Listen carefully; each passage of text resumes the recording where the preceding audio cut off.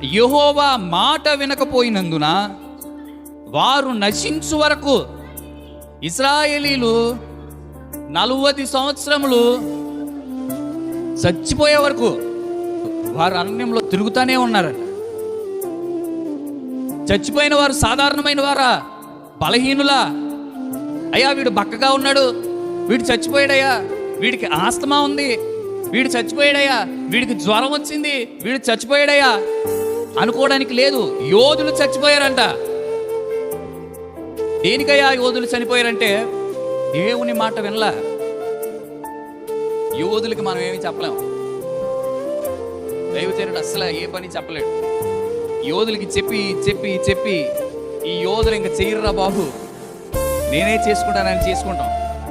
యోధులకి పని చెప్పిన తర్వాత అన్నా రాలేదేంటనా అంటే అప్పట్లో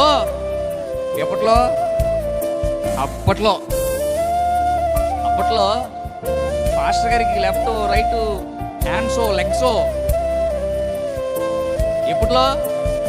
అప్పట్లో ఇప్పుడు ఇటు పొల్ల తీసి ఆ మాట విన్నోళ్ళని ఆ ఇజ్రాయేల్ ప్రజలకు ప్రతిగా వచ్చారంట.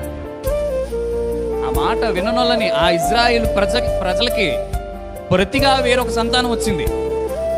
ఈనాడు దేవుని మందిరంలో దొరికిన ఈ భాగ్యాన్ని, దేవుడు మాట్లాడుతున్న ఈ మాటల్ని మనం విననొల్లని వారుగా ఉన్నామేమో,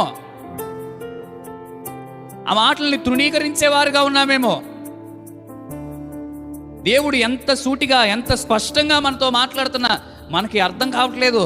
మనకి ప్రతిగా మనకి రావాల్సిన ఆశీర్వాదము మనకి ప్రతిగా వేరొకరి తల్ల మీదకి వెళ్ళకూడదు.